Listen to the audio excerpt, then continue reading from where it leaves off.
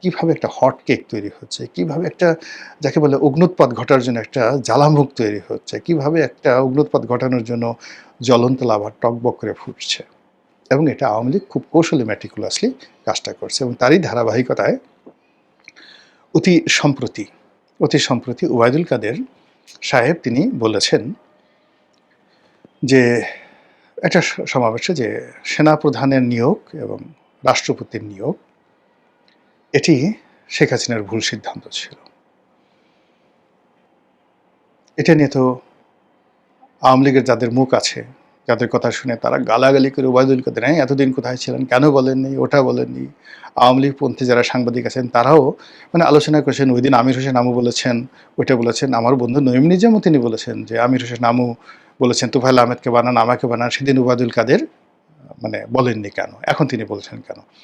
So এই যে যা কিছু হচ্ছে এগুলো সবই কিন্তু আমরা আলোচনায় আসছে, যেমন আমার মেনশনে আসছে। এই আলোচনাটা নঈম নিজাম এই কথা লেখুক, লোকজন ওবায়দুল কাদেরকে গালাগালি করুক, এটা আলোচনার মধ্যে থাকুক, এটা শেখ হাসিনা চেয়েছেন এবং শেখ হাসিনার নির্দেশে তিনি ওবায়দুল কাদের এই কথাগুলো বলেছেন। ওবায়দুল কাদের এই যে কথাগুলো বলেছেন কোনো অবস্থাতেই দলের লোকজন যে যাই বলুক না কেন তিনি নিজের থেকে কোনো কথা বলেন এই না, এটা একটা জাস্ট একটা ড্রামা। আগে যেটা বললাম ওবায়দুল কাদেরকে এই যে দিয়ে এই কথাগুলো বলানো, এর দুটো যাকে বলা হয় উদ্দেশ্য থাকতে পারে। প্রথম উদ্দেশ্য একেবারে সিম্পল, আলোচনাটা চাঙ্গা রাখা। দ্বিতীয় যে বিষয় সেটি হলো সেনাপ্রধান জেনারেল ওয়াকারুজ্জামান এবং বর্তমান রাষ্ট্রপতি তাদেরকে আওয়ামী লীগ থেকে বিচ্ছিন্ন করে দেওয়া, মানে এদের সঙ্গে আওয়ামী লীগের কোনো সম্পর্ক নেই, আওয়ামী লীগ তাদের শত্রু।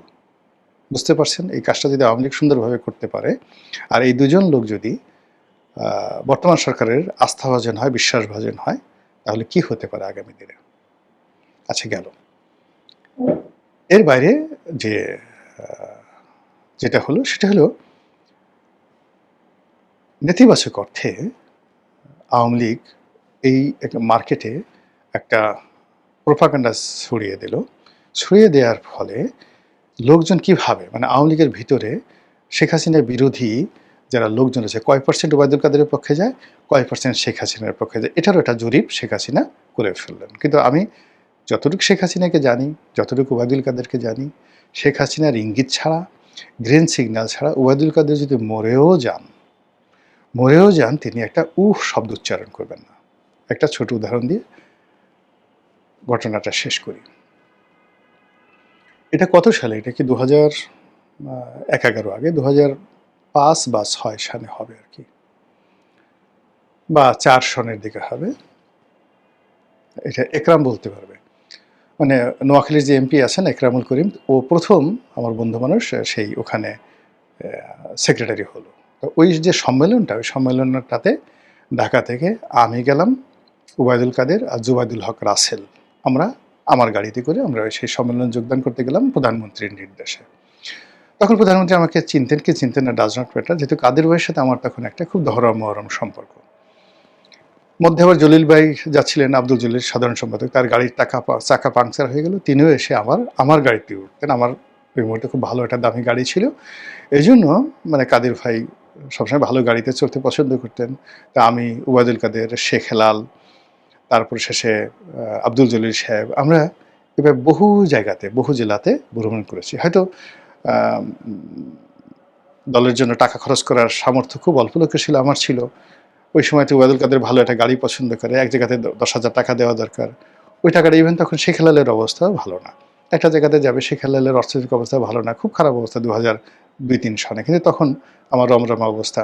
তো আই কুড ডোনেট, আমি এটা ডোনেট করতে পারতাম, কন্ট্রিবিউট করতে পারতাম। এই জন্য তারা সবাই আমাকে স্নেহ করতেন, ভালোবাসতেন এবং এদের সঙ্গে ওইরকম বন্ধুত্বপূর্ণ একটা সম্পর্ক, মানে শুধু স্নেহ না, জাস্ট লাইক মানে একসাথে ধরেন আমরা একসাথে সিগারেট খেতাম, আমি সিগারেট খেতাম তখন, এখন তো খাই না।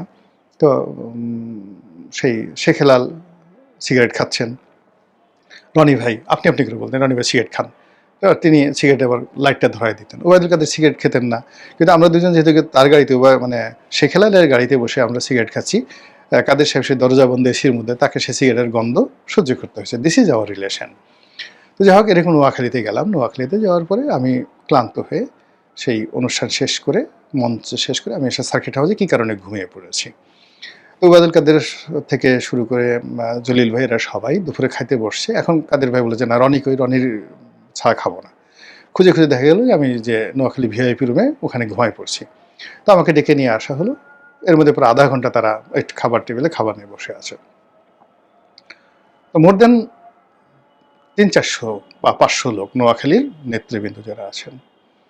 তো মানে ওবায়দুল কাদের কথা বলতেছে, পিছন থেকে কে যেন একটা বলতেছে শেখ হাসিনার দালাল, বাইট করতেছে। তো ওবায়দুল কাদের বলতেছেন যে, "তোমরা আমাকে যতই দালাল বলো না কেন, আমি আসলে শেখ হাসিনার দালালই। আমি জানি শেখ হাসিনা যদি আমাকে আজকে এই পদ থেকে বাদ দিয়ে দেয়, তোমরা কেউ আসবা না। আমিও শেখ হাসিনার একই কথা শুনি, একই জিনিস শুনি, তারপরেও আমার রুটি রুজির জন্য, আমার বেঁচে থাকার জন্য, দল করার জন্য শেখ হাসিনার দালাল করতে হয় এবং আমি এই কাজ করব।" এই হলো ওবায়দুল কাদের। পাশে থেকে মানে আব্দুল জলিল সাহেব বলে, "ও কাদের, দালালি কি আমি কম করি নাকি?" That is open secret. সেই মানুষ শেখ হাসিনার বিরুদ্ধে এখন কথা বলবে এবং তাও কলকাতাতে বসে, অসুস্থ অবস্থায়, এবং এখন তার এই অবস্থাতে, এটা মানে যাকে বলা হয় কিয়ামত হয়ে যেতে পারে, কিন্তু উনি এই বিরুদ্ধে কথা বলবেন না। তিনি যেটা করেছেন বা বলেছেন এটা শেখ হাসিনার ইঙ্গিতই বলেছেন। তো বুঝেন, in that way politics is going on. আসসালামু আলাইকুম রহমতুল্লাহি ওয়া বারাকাতুহু।